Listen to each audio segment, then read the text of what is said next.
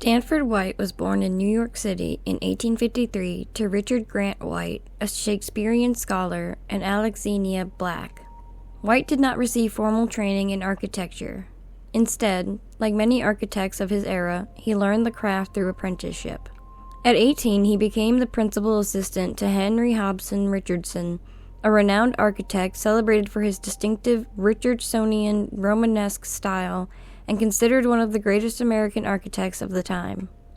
White worked with Richardson for 6 years. In 1878, White embarked on a year-and-a-half-long European tour to study historical architectural styles and trends. Upon returning to New York in September of 1879, he partnered with Charles Follen McKim and William Rutherford Mead to establish the architectural firm McKim, Mead, and White. The partners agreed to attribute all designs to the firm collectively, rather than individual members. In 1884, White married 22-year-old Bessie Spring Smith, the daughter of J. Lawrence Smith. Bessie came from a prominent Long Island family whose colonial-era ancestors had settled in Suffolk County, where the town of Smithtown was named after them. The couple's estate, Box Hill, served as both their home and a showcase of White's luxurious design style, appealing to wealthy clients. Their son, Lawrence Grant White, was born in 1887. In 1889, Stanford White designed the iconic Triumphal Arch at Washington Square, a work his great-grandson, architect Samuel G. White, regarded as his most memorable achievement. White served as director of the Washington Centennial Celebration, where a temporary version of the arch was erected. Its popularity led to the funding and construction of the permanent structure. White's work extended beyond architecture to interior decoration, antique dealing, and event planning. He collected and designed custom pieces such as the Stanford White frame, which remains iconic. Known for his influence in shingle style and neo-colonial design, White also worked for prominent families like the Astors and Vanderbilts, designing their Fifth Avenue mansions. His work continued to define luxury and historical architectural styles. Stanford White, a flamboyant figure known for his tall stature, red hair, and charismatic personality, was described as witty, generous, and masterful by the press. A collector of rare art and antiques, he maintained a luxurious Manhattan apartment with unique features, including a red velvet swing. Speculations about his personal life, especially his relationships with women such as Evelyn Nesbit, emerged after his death during the trial of Harry Thaw, who murdered him. Accusations arose suggesting White engaged in exploitative relationships with young women, often in vulnerable situations, under the guise of a benefactor. He was also alleged to be part of an underground sex circle involving other wealthy men. Testimonies during the Thaw trial, including one from Nesbit, brought these claims to public attention. Mark Twain criticized White's behavior, accusing him of preying on young girls. In 1901, Stanford White began a mentorship with Evelyn Nesbit, helping her establish a modeling career in New York society with her mother's approval. 5 years later, Nesbit testified that White had invited her to his apartment, where he gave her champagne, possibly laced with the drug, and assaulted her after she lost consciousness. Despite the alleged assault, Nesbit and White maintained a romantic relationship for at least 6 months. Although they eventually grew apart, they remained on good social terms. In 1905, Nesbit married Harry Kendall Thaw, a wealthy but mentally unstable Pittsburgh millionaire. Thaw, envious of White's societal acceptance and viewing him as a rival, resented White intensely. White, who had moved on to other relationships, dismissed Thaw as inconsequential, once mocking him as the Pennsylvania Pug for his youthful appearance. On June 25, 1906, White dined at Martin's Restaurant near Madison Square Garden with James Clinch Smith. Coincidentally, Thaw and Nesbit were also there, and Thaw reportedly saw White at the restaurant. Later that evening, during the finale of the theater performance Mademoiselle Champagne, Thaw approached White, accusing him of ruining his wife, and shot him 3 times at close range. White was struck twice in the face and once in the shoulder, dying instantly. Initially, the crowd believed the shooting was a staged act, but panic erupted when the reality became clear.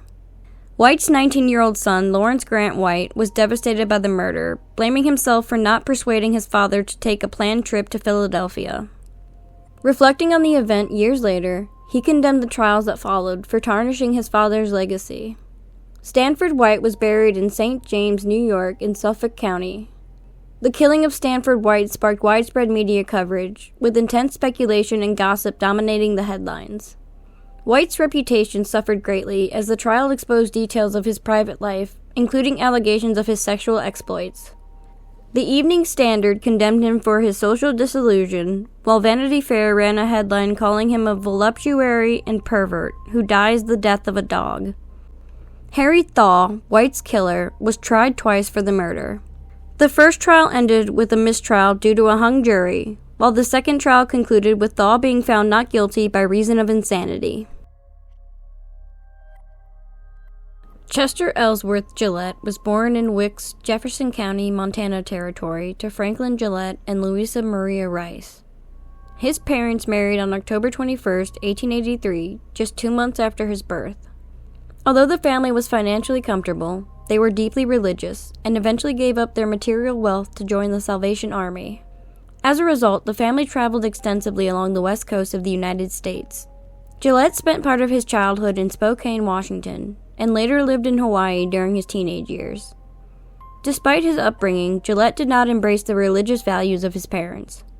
He attended the preparatory school at Oberlin College, funded by a wealthy uncle, but left after 2 years in 1903. Following his departure from school, he took on various odd jobs until 1905 when he began working at his other uncle's skirt factory in Cortland, New York. Grace Brown was born and raised in the village of South Osterlich, Chenango County, New York. She was the middle child in a family headed by a successful dairy farmer. Grace earned the nickname Billy due to her fondness of the popular song Won't You Come Home, Bill Bailey. She attended grammar school in her hometown and formed a close bond with her teacher, Maud Kenyon Crumb, and Crumb's husband. Later, she often signed her love letters as The Kid, inspired by the Western outlaw Billy the Kid. In 1904, at the age of 18, Grace moved to Cortland, New York to live with her married sister Ada and began working at the newly established Gillette Skirt Factory. At the Gillette Skirt Factory, Chester Gillette met Grace Brown, a fellow employee, and the two began a sexual relationship. Brown assumed this would lead to marriage, but in the spring of 1906, she discovered she was pregnant. She frequently wrote Gillette, pleading letters, urging him to marry her. For a time, she returned to her parents' home, but came back to Cortland after learning that Gillette was courting other women. Among them was rumored to be Miss Harriet Benedict, a wealthy acquaintance. Newspapers speculated she was the other woman who had replaced Grace, but Harriet vehemently denied this in a public statement, asserting, "I have never been engaged to Chester E. Gillette. Our acquaintance was of a limited duration, and not a word or suggestion was ever made between us about an engagement."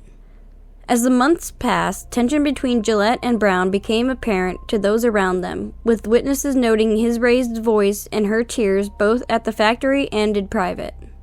Brown continued to press for a commitment, while Gillette stalled, making vague promises about a future together and a trip they might take soon. Eventually, Gillette arranged for a trip to the Adirondack Mountains in upstate New York.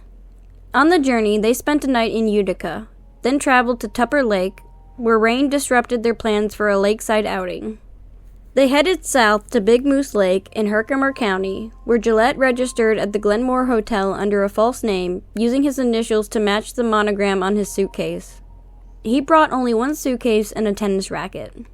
Brown, by then, may have been expecting an elopement ceremony. On July 11, 1906, the couple rented a rowboat on Big Moose Lake. Once on the water, Gillette struck Brown with his tennis racket, leaving her to drown. The overturned boat was later discovered floating on the lake, along with Gillette's hat, leading authorities to initially believe both had drowned. However, Gillette had hiked through the woods to Fulton Chain Lakes, where he checked into the Arrowhead Hotel under his real name. Witnesses later described him as calm and composed, showing no signs of distress. The following day, Brown's body was recovered from the lake. An autopsy revealed severe head injuries, transforming the case from an apparent accidental drowning to a murder investigation. Gillette's efforts to cover his tracks were poorly executed, and he was swiftly arrested in nearby Inlet, New York. Grace Brown was laid to rest in Valley View Cemetery in her hometown of South Ostelick, New York. The trial took place in Herkimer County and quickly captured nationwide attention. Gillette's uncle declined to fund his defense, leaving him with court-appointed attorneys who argued he was innocent. They claimed Grace Brown had taken her own life and that Gillette was merely a powerless witness to her suicide. However, Gillette's inconsistent accounts undermined his credibility. He initially claimed he was not present when Brown drowned, then suggested it was an accidental drowning, and finally described it as a suicide. His inability to explain key details further damaged his case, including Brown's injuries, why he brought his suitcase on the boat ride, and how the suitcase remained dry despite the overturned boat. The jury ultimately found Gillette guilty of murder. The verdict was upheld by a New York State appeals court, and Governor Charles Evans Hughes refused to grant clemency or a reprieve. On March 30th, 1908, Chester Gillette was executed by electric chair at Auburn Prison in Auburn, New York. He was buried in Soul Cemetery in Sennett, New York.